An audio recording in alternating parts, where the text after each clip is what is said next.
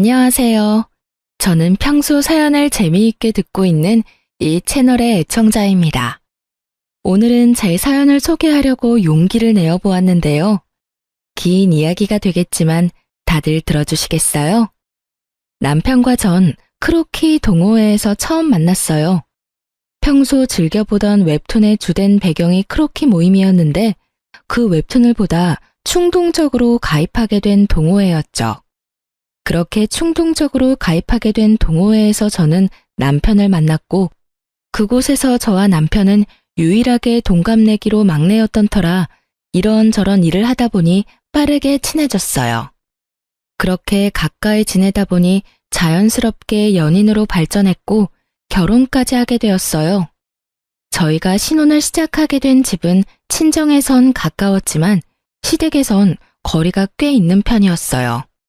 의도한 것은 아니었지만 어떻게 하다 보니 그렇게 되었더라고요. 집 위치에 대해선 저만 아니라 남편과 시댁에서도 불만은 딱히 없었어요. 아니, 남편은 오히려 저보다 더 좋아하더군요. 그 이유는 바로 친정엄마의 반찬들 때문이었어요. 엄마의 음식 솜씨가 워낙 좋았는데 친정이 가까우니 엄마가 반찬 조공을 해주셨고 그 반찬들을 저보다 남편이 더 좋아했어요. 전 그 덕분에 좀 더 수월한 결혼 생각을 할 수 있었죠. 그러던 어느 날 어머님께서 갑작스럽게 집으로 찾아오셨더라고요.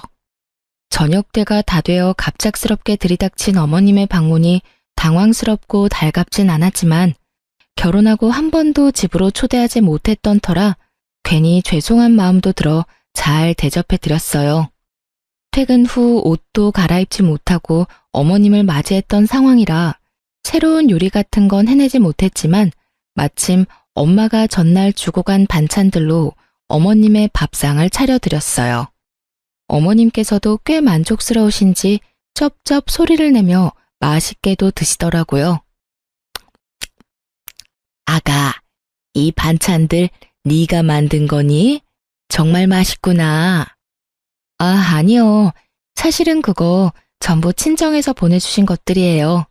아시다시피 제가 집에 도착하자마자 어머님이 오셔서 따로 식사를 준비할 시간이 없어서 급하게 차리느라 있던 반찬들을 내놨어요. 그래? 사돈 솜씨가 대단하시네. 간도 딱 맞고. 나물들도 어쩜 이렇게 아삭아삭하니? 혹시 남은 반찬들 좀 있니? 아, 김치는? 김치도 담가주셨어? 남은 반찬들하고 김치가 있긴 한데 더 드릴까요? 모자라세요? 아니, 모자란 게 아니라 좀 싸가려고 그랬는데 남아있다니 다행이다. 내가 갈 때 좀 싸주렴. 김치도 있는 대로 다 싸주고 아니다, 통째로 다 주려무나. 집에 가서 옮겨 담기도 귀찮아. 고맙다, 아가. 덕분에 며칠 먹거리는 잊었구나. 황당했어요. 대부분은 시댁이나 친정에서 음식을 얻어오거나 보내주시던데 어머님은 오히려 냉장고 구석에 있는 반찬과 김치까지 싹 다 쓸어 가시니 뭐라 할 말이 없더라고요. 그래도 맛없다고 핀잔을 준 것도 아니고 정말 입맛에 맞으셔서 다 싸가신 거니 그러려니 하고 넘기려고 했어요. 하지만 어머님은 기어코 저의 잠자던 코털을 건드리고야 마시더라고요. 어머님이 냉장고를 싹 비워가시고 난 후 며칠 흐른 어느 날 점심시간에 직원 식당에서 밥을 먹고 있는데 어머님께 전화가 오더라고요. 처음엔 평범한 안부로 시작된 통화 내용이 점점 본색을 드러내기 시작했어요. 그 본색이 참 과간이더군요. 아가, 내가 사실은 부탁이 있어서 전화했어. 네? 부탁이요? 어머님 무슨 일 있으세요? 말씀해 보세요. 그게 다름이 아니라 사돈께 반찬 좀 많이 해달라고 해서 나도 좀 보내주면 안 되겠니? 사돈 음식 먹다가 내가 한 거 먹으려니까 도저히 맛이 없어서 안 되겠더라고. 괜히 입맛만 높아져서 요즘 내가 밥을 잘 못 먹고 있어. 아, 그러니까 저희 엄마한테 반찬 좀 만들어 달라는 말씀이네요? 그래, 하는 김에 좀 많이 만들면 되잖니. 가져다 주거나 퀵으로 보내기가 정 그러면 내가 가지러 갈 수도 있으니 너 편한 대로 하렴. 헛웃음이 나더군요. 결혼한 지 2달도 채 되지 않은 시점에서 내가 이런 소리를 들으려고 결혼했나 싶더군요. 그까짓 반찬, 시댁과의 평화를 위해 좀 주면 어때? 라고 생각할 수도 있었겠지만 저는 전혀 그렇게 생각되지 않더군요. 처음엔 반찬으로 시작해 끝은 무엇으로 끝이 날지 누가 알겠어요. 그리고 다들 아시다시피 반찬 만드는 게 보통 힘든 일이 아니잖아요.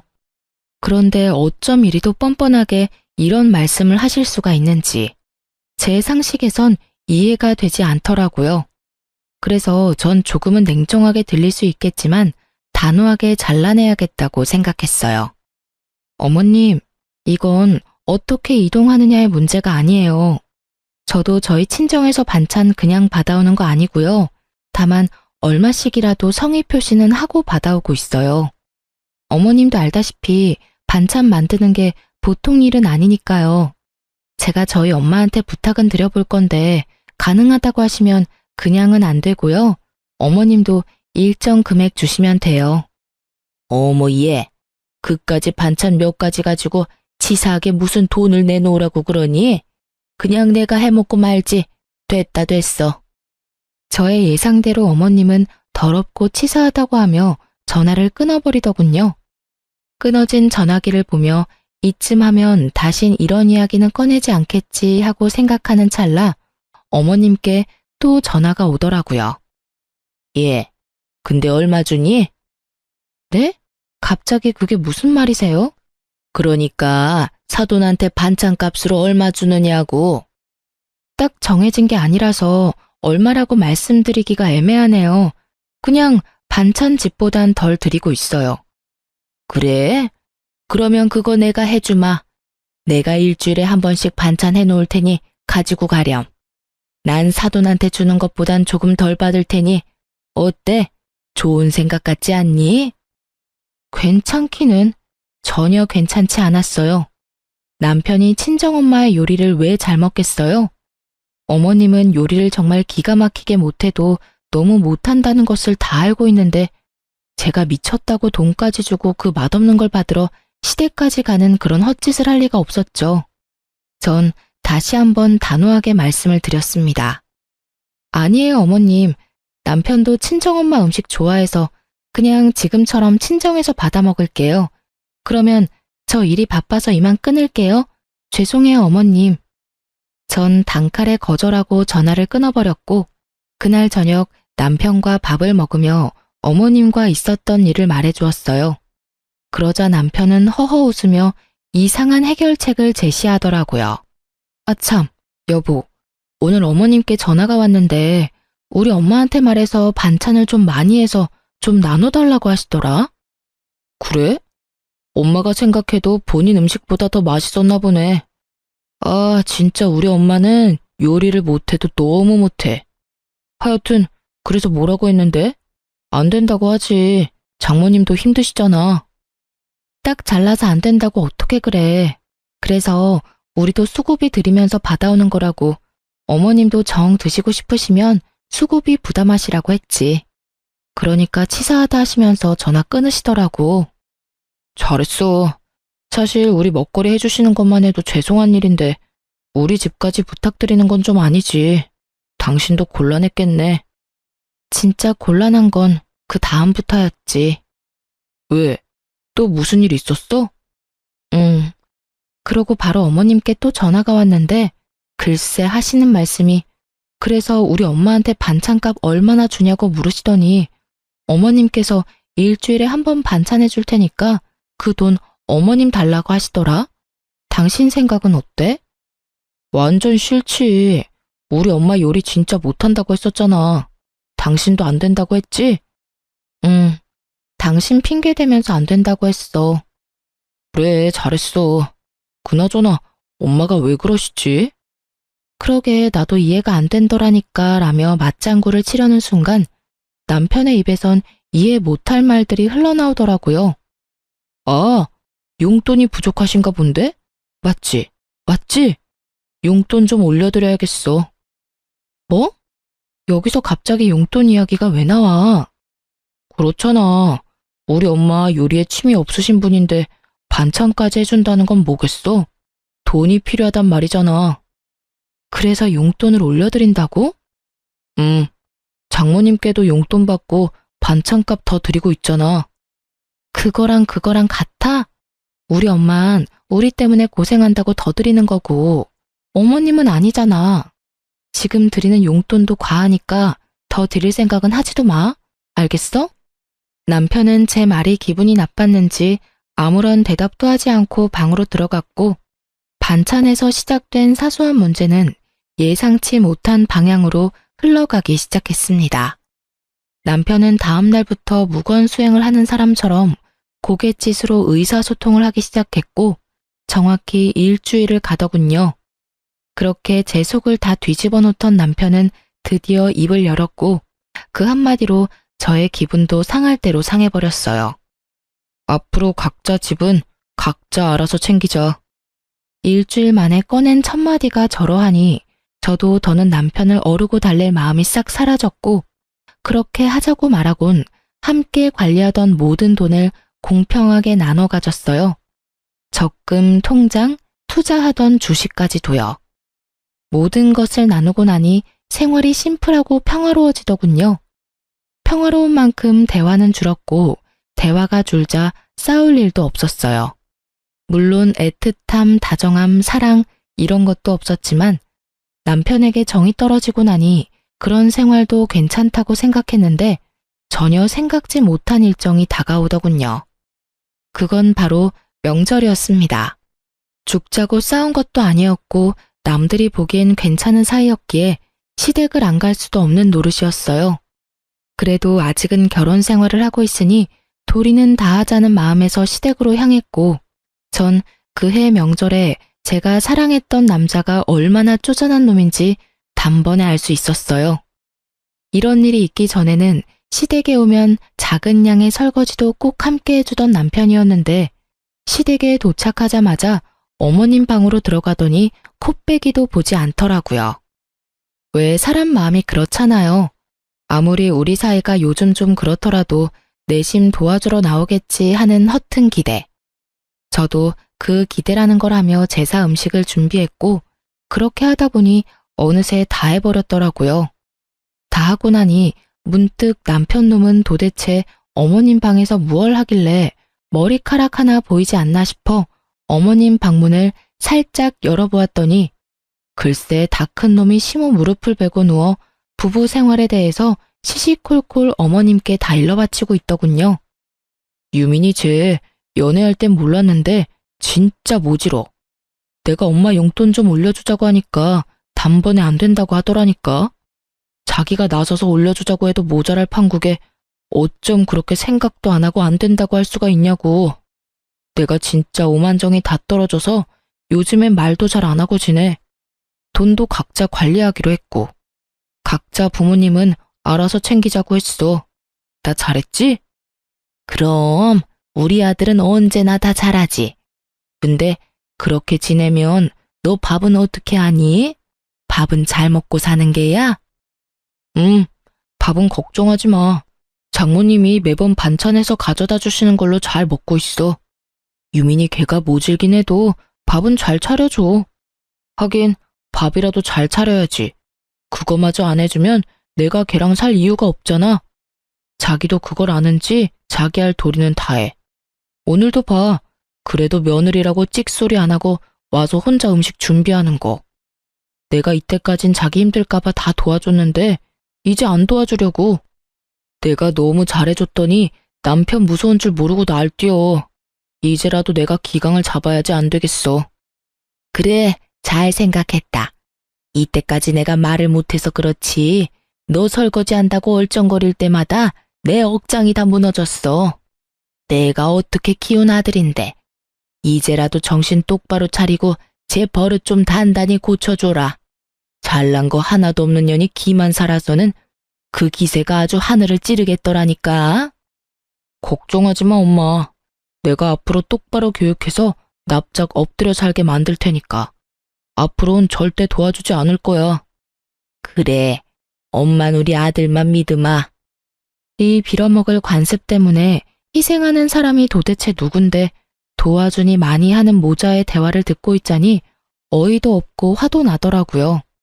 당장이라도 문을 박차고 들어가 남편놈 머리털을 확 다 뽑아버리고 싶었지만 다른 날도 아니고 명절에 얼굴 붉힐 일은 만들지 말자는 생각에 겨우 참고 주방으로 돌아갔어요. 오늘만 참으면 제 세상이 다시 열릴 테니까요. 다음 날 차례를 지내고 친정으로 가야 할 시간이 지났는데도 남편놈이 갈 생각을 않더라고요. 이미 가야 할 시간이 훨씬 지났는데도 말이죠. 당신 언제까지 누워있을 거야? 우리 집 안 갈 거야? 우리 부모님들도 기다린단 말이야. 가야지. 가야 하는데 나 너무 피곤해. 이렇게 피곤한데 운전을 어떻게 해? 좀만 더 쉬다 가자. 운전할 자신이 없어. 어제 9시부터 자기 시작해서 오늘 차례 지내기 직전에 일어난 놈이 피곤해서 운전할 자신이 없다니 참 어이가 없더라고요. 시댁에서 큰 소리를 내봤자 저만 손해라는 생각에 전 끓어오르는 화를 꾹꾹 누르며 다시 한번 남편을 어르고 달랬어요. 그러면 내가 운전할 테니까 차에만 타. 그러면 되잖아. 우리 엄마 아까부터 언제 오냐고 전화한다고. 얼른. 그것도 좀 힘들 것 같은데. 어쩌지? 뭐? 잠시 일어나서 차에 타는 것도 힘들어? 난 좀 자야 할 것 같아. 조금만 더 자고 일어나서 그때 가든가. 피곤한 척 혼신의 연기를 하며 또다시 어머님 방으로 숨는 남편놈을 보며 전 일말의 희망도 사라지는 느낌을 받았어요. 남편에 대한 희망도 기대도 모두 사라지고 나자 더는 도리를 운운할 필요가 없더라고요. 상대방은 도리의 도자도 생각지 않는데 제가 미쳤었다는 생각이 들더군요. 그런 생각이 들자 전 지체하지 않고 제 짐을 챙겨 시댁을 나와버렸어요. 그 길로 혼자 차를 끌고 친정에 가버렸죠. 한껏 열받은 얼굴로 혼자 친정에 들어서는 저를 보며 부모님은 적잖게 놀란 눈치셨지만 애써 모른 척 하시며 저를 챙겨주시더라고요. 그러면서 혹시나 하시었는지 아빠가 한 말씀 하시더군요. 부부끼리 감정이 격해질 수도 있고 그러다 보면 싸울 수도 있는 게야. 그럴 땐 무조건 참지 말고 조금 떨어져 생각하는 것도 방법이 될 수 있어. 그렇다고 이혼하라는 말은 아니란 걸 알고 있지? 이왕 이렇게 된 김에 화도 좀 가라앉히고 쉬다 가라는 뜻이야. 알겠지, 우리 딸? 이혼은 무슨, 그냥 정서방 피곤하다고 해서 혼자 온 거야. 아빠 말처럼 나도 엄마 아빠 품에서 푹 쉬다 가려고.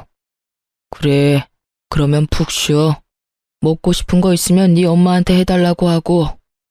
제 말에 속아 넘어가 주신 아빠는 저에게 푹 쉬라고 하시며 다시 한번 이혼은 신중히 생각하라고 하시더라고요. 사실 그때 당시 이혼을 심각하게 고민하고 있었는데 그렇게 말씀하시니 다시 한번 생각해보자 싶더군요. 남편을 어르고 달래서 잘 살아보자는 것이 아닌 그냥 있는 듯 없는 듯 지금처럼 한 집에서만 사는 동거인 정도로 더 지내보기로요. 아직은 이혼할 순간이 아니라는 생각이 더 강했던 것 같아요. 전 혼자만의 시간을 보내며 친정에서 휴식을 취했고 그 휴식을 취하는 동안 남편에게 전화가 그야말로 미친 듯이 오더군요. 전 단 한 통의 전화도 받지 않았고 그렇게 연휴는 지나가고 있었어요. 남편은 결국 연휴가 끝날 때까지 친정에 오지 않았고 전 남편이 원하는 대로 아주 공평하게 결혼 생활을 해주기로 다짐을 하게 되었죠. 이젠 도리 따위 생각하지 않고 시댁엔 발길조차 하지 않겠다고 말이에요. 그렇게 시간은 흘러 연휴 마지막 날. 전 그대로 친정에 눌러앉고 싶은 충동을 뒤로한 채 늦은 저녁 집으로 돌아갔어요. 현관문을 열고 집으로 들어서니 언제 온 것인지 알 수 없는 남편놈이 집을 아주 엉망진창으로 어질러 놓은 채 소파에 앉아 텔레비전을 보고 있더라고요. 발 디딜 틈도 없는 곳에서 맥주나 마시며 텔레비전 보는 꼴을 보는데 욕하는 것조차 시간 낭비로 느껴지더군요. 전 염치라는 것도 없이 저를 노려보고 있는 남편의 눈빛을 깡그리 무시한 채 방으로 들어와 씻고 그대로 침대에 누워버렸어요. 예상을 벗어난 제 행동에 남편은 적잖게 당황했는지 구시렁거리며 거실을 치우는 소리가 들려오더라고요. 그랬겠죠. 평소 같았으면 잔소리는 했겠지만 다 치워주었을 텐데. 제가 가장 싫어하는 개판인 꼴을 보고도 말 한마디 하지 않고 방으로 들어와 버렸으니까요. 그렇게 전 남편이 청소를 하는 소리를 들으며 잠이 들었고 일어나 보니 남편은 출근을 했는지 보이지 않더라고요. 전 차라리 잘 되었다고 생각하며 출근을 했고 퇴근을 하고 돌아오니 집에 어머님이 와 계시더군요. 남편이 비밀번호를 알려준 것인지 남편도 없는 빈집에 어머님 혼자 계시는데 어이가 없어 웃음이 다 나더라고요. 그러면서도 참 부지런도 하시다는 생각이 들었어요. 가까운 거리도 아닌데 이렇게 매번 연락도 없이 득달같이 달려오시니 말이에요. 아무도 없는 빈집에서 무얼 하고 계셨나 싶어 집 안을 둘러보니 반찬을 챙기고 계셨던 모양이었어요. 냉장고 안에 있던 반찬을 있는 대로 다 꺼내 챙겨오신 통에 옮겨 담고 있던 흔적이 식탁 위에 고스란히 남아 있었으니까요. 무슨 못 먹은 귀신이 들러붙은 거지도 아니고 아무도 없는 집에서 하물며 사돈이 해준 반찬을 훔치고 있는 어머님의 행실을 보니 화를 내봤자 뭐 하겠나 싶더라고요. 거기서 미주알고주알 입씨름을 해봤자 똑같은 사람이 될 뿐이고 또 먹는 거로 치사하게 이랬니 저랬니 하고 싶지 않았어요. 그래서 입을 꾹 다물고 옷을 갈아입고 나와 소파에 앉아 제 할 일을 하고 있으니 반찬을 다 챙긴 어머님이 다가와 쏘아붙이기 시작하더군요. 넌 왜 인사를 안 하니? 사람을 봤으면 최소한 인사라도 해야 할 거 아니니? 오셨어요? 인사드리려고 했는데 워낙 바쁘신 것 같아서 타이밍 잡기가 어려워서 기다렸어요. 반찬은 다 챙기셨어요? 그래. 좀 가져가도 되지?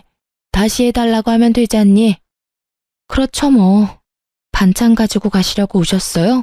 이 저녁에 연락도 없이? 저도 감정이 많이 상해 있던 터라 말이 곱게는 나가지 않더라고요. 그런 제 모습이 어머님 마음에 들리 없었고 제법 고상한 척 말을 하던 어머님은 화가 단단히 나셨는지 언성을 높이며 폭언을 뱉어내기 시작했어요. 내가 할 일 없이 반찬이나 가지러 왔겠니? 너 왜 그날 그렇게 가곤 연락 한 통이 없니?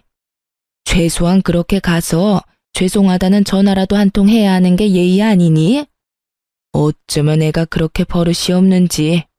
어른들이 버젓이 지켜보고 있는데 자기 기분 상했다고 짐 챙겨서 남편도 내팽개치고 가는 꼴이라니. 넌 기본적인 예의라는 것도 못 배웠어? 친정에서 그런 기본적인 것도 안 가르쳐주든? 도대체 친정에서 뭘 배워서 시집 온 게야? 예의는 고사하고 기본 개념도 없는 걸 시집을 보내놨으니 아마 모르긴 몰라도 사돈 걱정도 이만저만이 아니실 테다. 너 그렇게 행동하면 네 부모가 욕먹어. 알겠니? 예의뿐 아니라 개념까지 없는 사람이 누군데 감히 친정을 들먹이며 윽박지르시는지 결국 전 폭발을 해버렸고 몸을 움직이기 시작했어요. 일단 시모가 정성스레 옮겨 담은 반찬들을 싹 다 다시 옮겨 담고 냉장고에 넣은 후 그 앞을 막아섰어요. 제 모습을 넋놓고 보고 있던 어머님은 저에게 다가가 노발대발하기 시작하더군요. 너 지금 뭐 하는 짓이야? 기껏 옮겨둔 걸 왜 다시 옮기는 게야? 그리고 지금 이 행동은 또 뭐니? 네가 냉장고 앞을 막고 서 있으면 내가 못 가지고 갈 것 같아? 네, 못 가지고 가세요.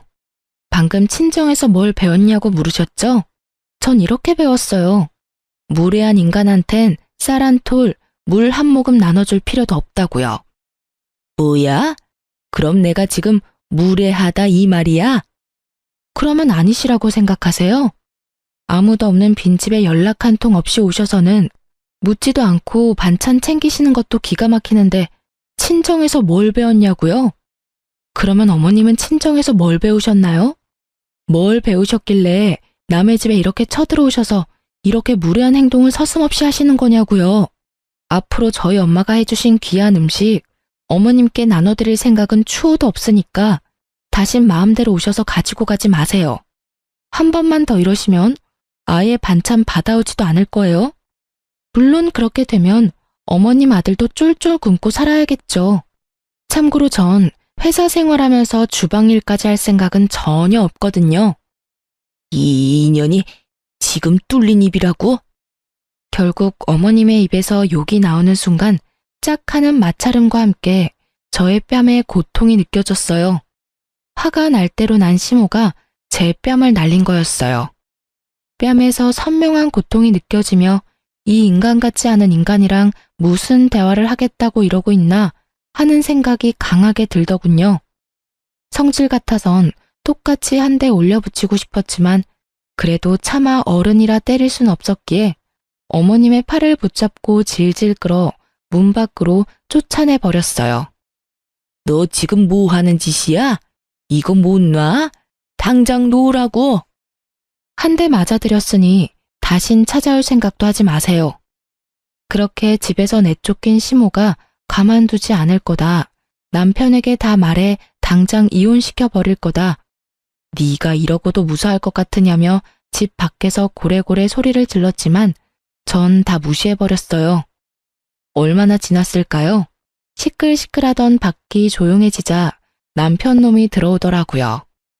어머님과 통화라도 한 것인지 화가 잔뜩 난 얼굴로 저에게 따져 묻기 시작하는데 둘 다 참 개념 없는 건 매 한 가지라는 생각이 들더군요. 야, 네가 제정신이야? 어떻게 시어머니를 질질 끌어다 내쫓을 수가 있어? 미쳤어? 미치지 않고서 어떻게 그딴 짓을 해? 고래고래 소리를 지르는데 순간 어머님의 모습이 떠오르며 전 남편 뺨을 때려버렸어요.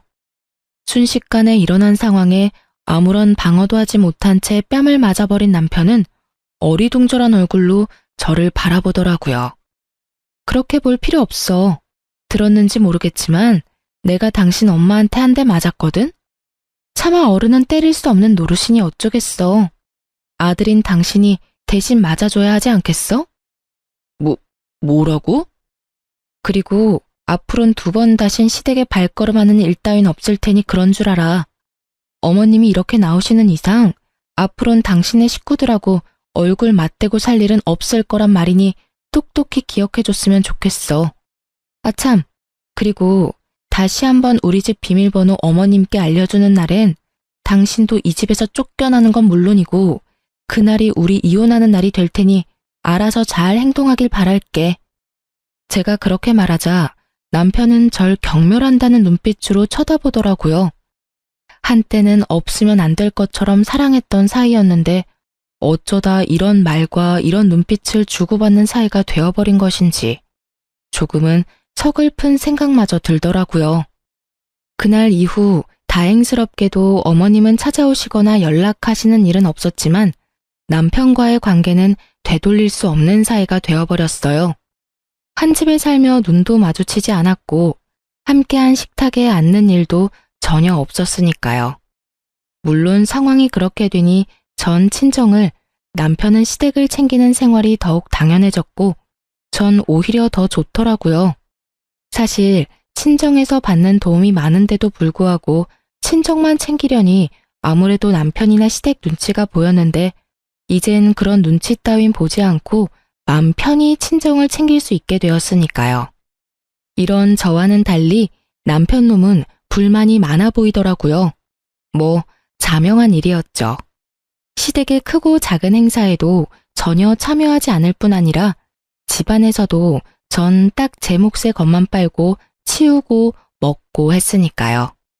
저에겐 손해볼 것이 하나 없는 생활이 이어지던 어느 날 어김없이 제사가 다가왔고 퇴근 후 전 당연히 시댁으로 가지 않고 집으로 돌아왔어요. 시댁에서 설마 하며 저를 기다리던 남편은 퇴근 시간이 지나도 제가 오지 않자 전화가 오기 시작했고 제가 무시를 하니 남편 대신 어머님에게서 전화가 오기 시작하더군요.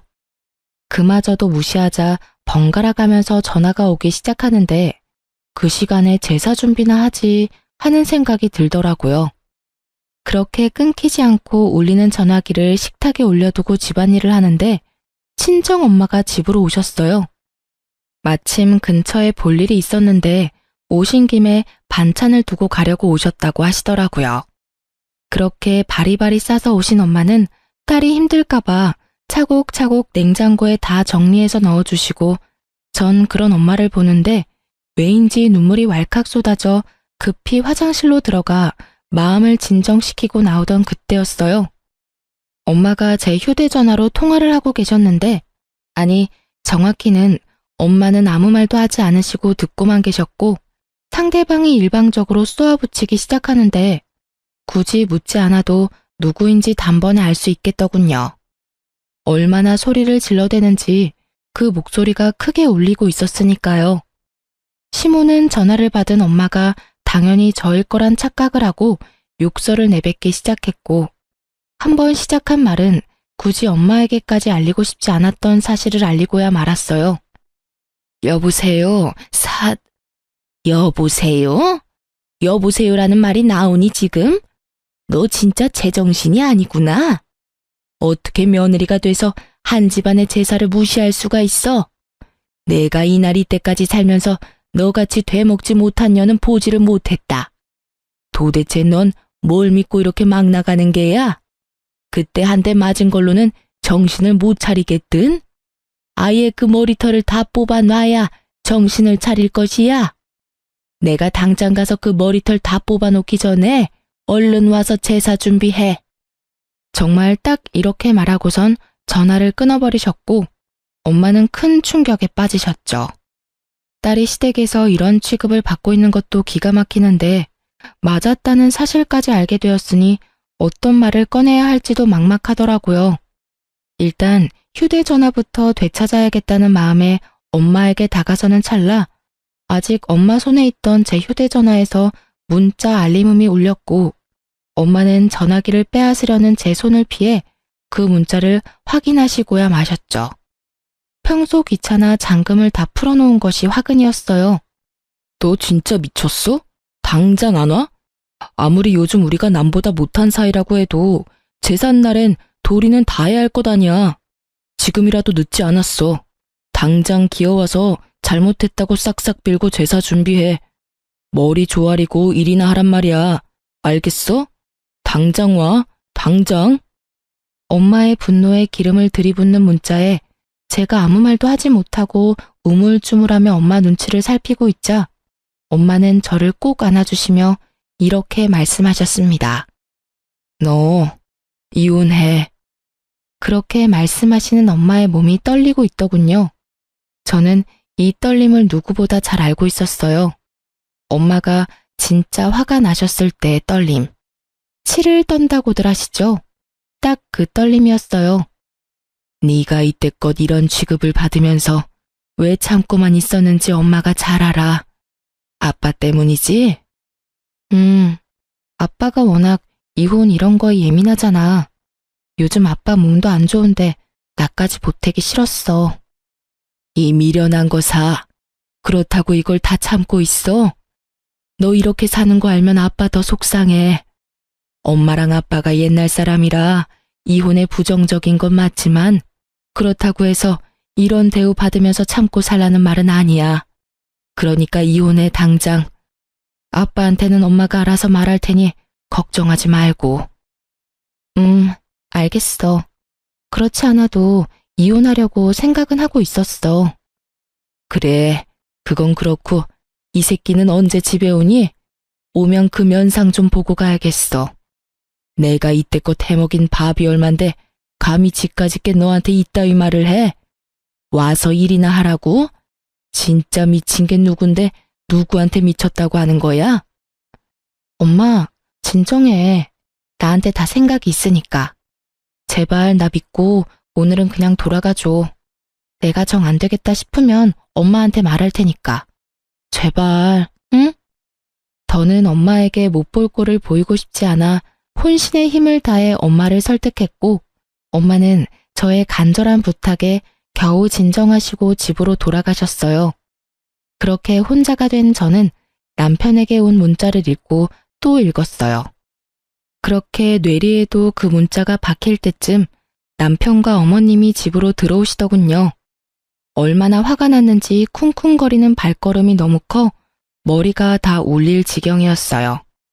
그렇게 쿵쿵거리며 저의 앞에 선 두 사람은 저를 노려보았고 처음 입을 뗀 건 어머님이셨어요. 난 너 같은 며느리 필요 없으니 당장 짐 싸서 이 집에서 나가거라. 지금 당장 짐 싸. 지금 저보고 나가라고 하셨어요? 그래. 당장 이 집에서도 나가고 서류 준비되는 대로 보낼 테니 이혼도 해. 내가 이혼만큼은 아닌 것 같아서 참고 또 참았는데 도저히 안 되겠구나. 아주 시댁을 우습게 보고 있어 이게. 생각 같아선 그 머리털을 다 뽑아놓고 싶은데 이제 가족도 뭣도 아닌데 굳이 힘 빼서 뭐 하나 싶어서 참고 있으니 얼른 내 눈앞에서 사라지거라. 꼴도 보기 싫으니까. 착각은 자유라더니 전 엄청난 착각을 하는 아줌마에게 사실을 말해주었어요. 저기요, 이 집에서 나갈 사람은 제가 아니라 그쪽이랑 그쪽 아들이에요. 저기요? 그쪽? 네, 이혼할 마당에 제가 어머님하고 불러드릴 이유가 없잖아요. 그리고 저도 꼴도 보기 싫어서 그러는데 좀 나가주실래요? 얘가 아까부터 무슨 쉰 소리를 하는 게야? 우리가 여기서 왜 나가니? 여긴 우리 아들 집인데. 너 정말 머리가 어떻게 된 거 아니니?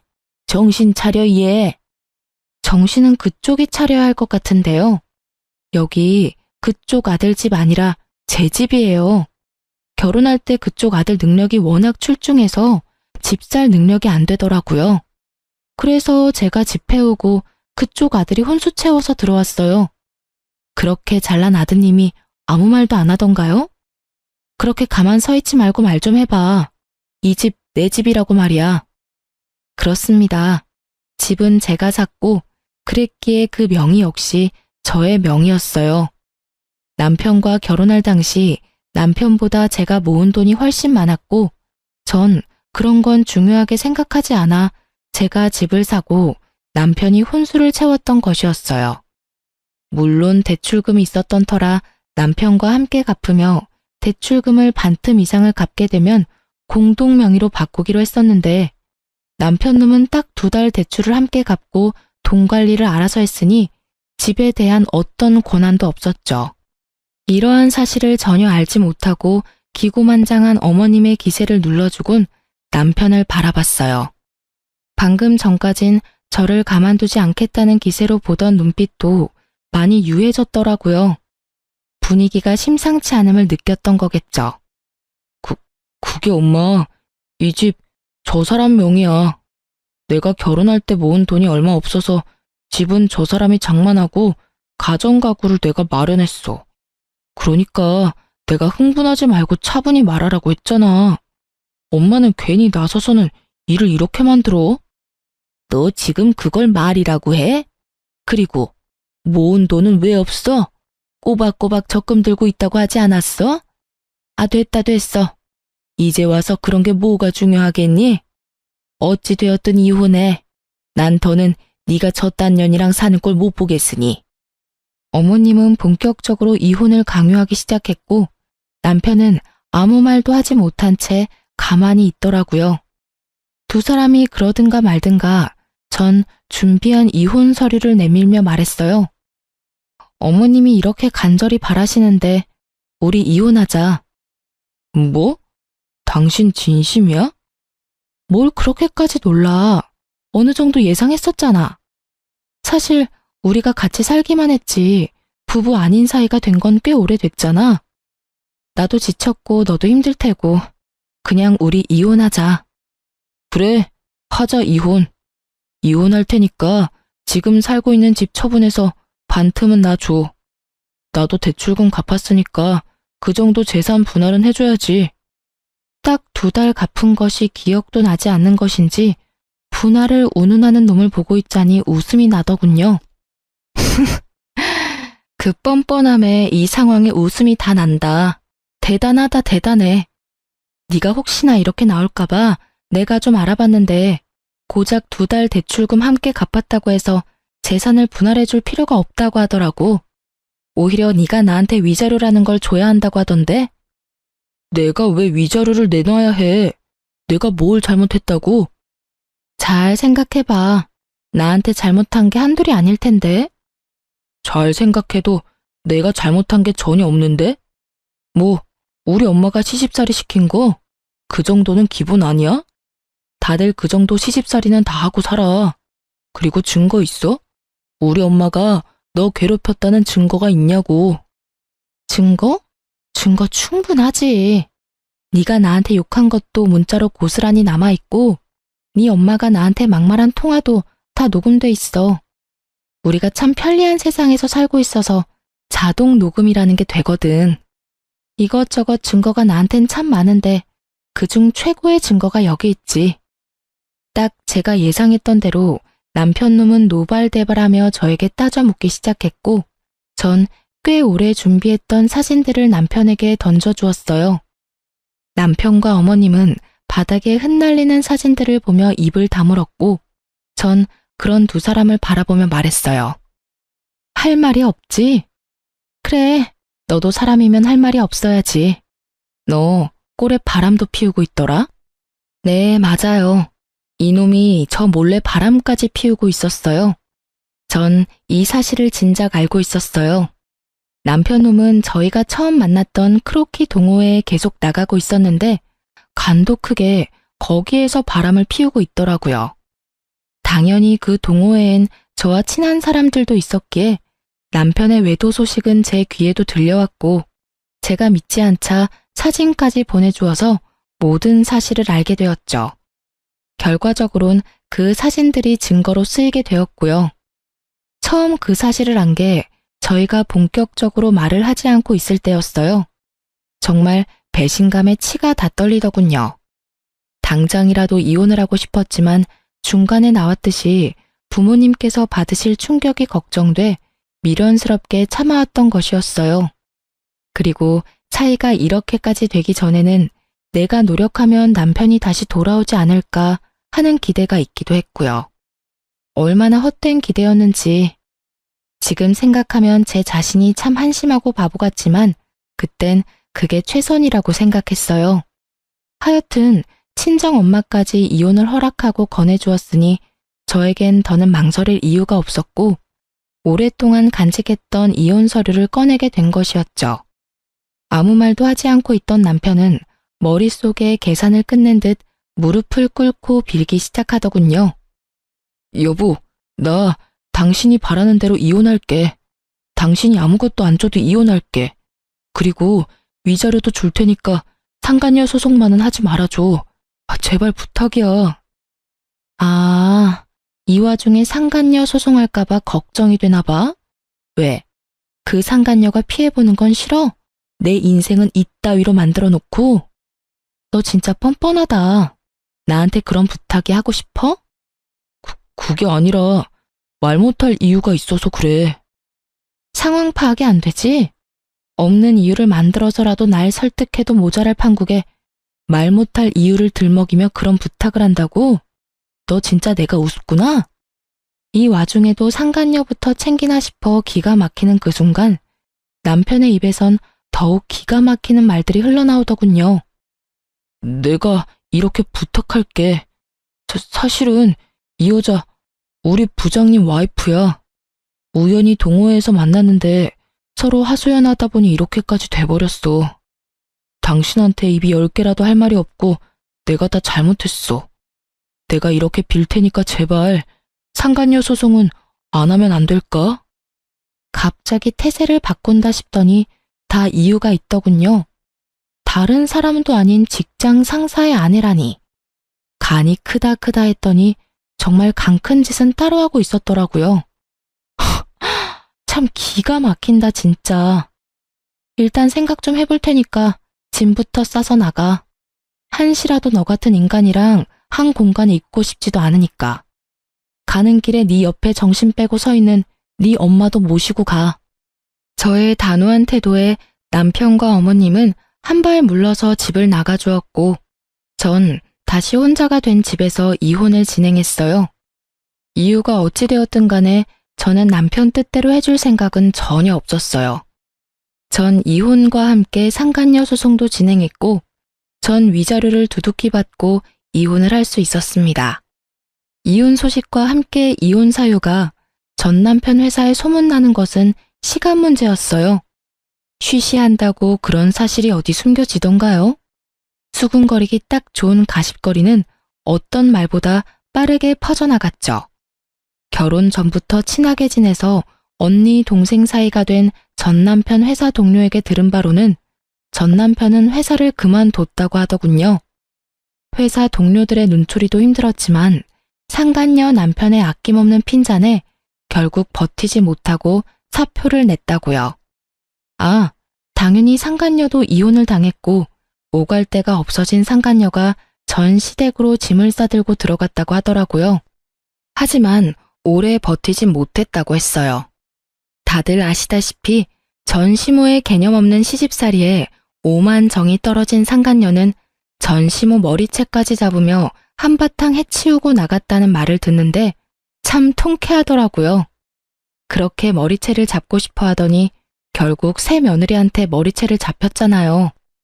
하여튼 그 여자와 전 남편이 법적 부부가 된 건 아니라 헤어졌다고 이혼을 한 건 아니었지만 전 시모 덕분에 사실상 2번의 이혼을 경험하게 된 전 남편은 취업이 되자마자 전 시모와 연을 끊고 나갔다고 해요.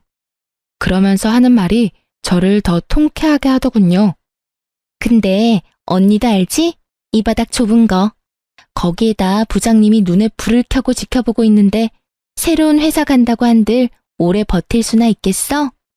이미 소문 쫙 나서 오래 버티긴 힘들 거야.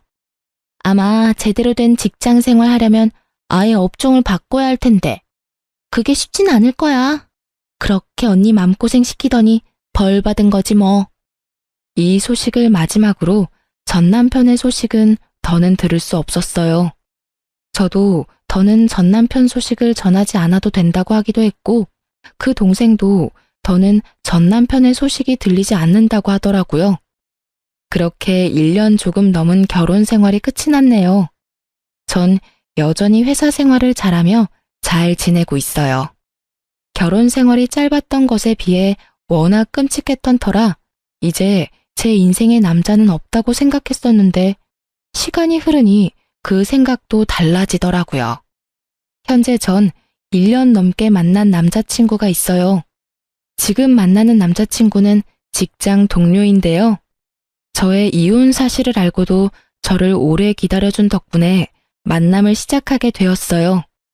결혼을 전제로 진지하게 만남을 가지고 있긴 하지만 이 만남이 정말 결혼으로 이어질지 연애에서 끝이 날지는 아무도 모르는 일이겠죠?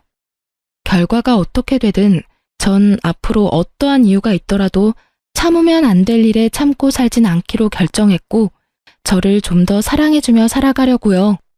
제 인생에서 가장 중요한 것은 저이니까요. 이로써 저의 사연은 끝이 났네요. 저의 긴 사연 들어주셔서 감사합니다.